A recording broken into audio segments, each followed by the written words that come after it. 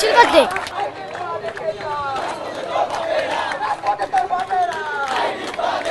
তুমি কেন আসছো? আমি আসছি তো মিছিল করতে। মিছিল করতে আমার ভালো লাগে। জয় বেড়াতে চিনি। কখন থেকে সামনে আছে? প্রথম থেকেই। কেন আসছে? ও আসলে বইয়ের ক্যান্টিনে কাজ করে, ওর ভাইদের আসতে দেখে ও আসছে, প্রথম থেকে আসছে, মিছিলের সামনে সামনেই ছিল আমাদের সাথে।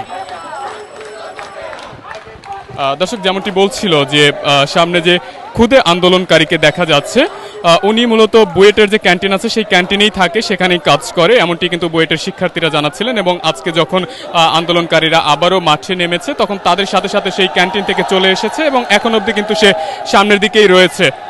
তুমি থাকো কোথায়?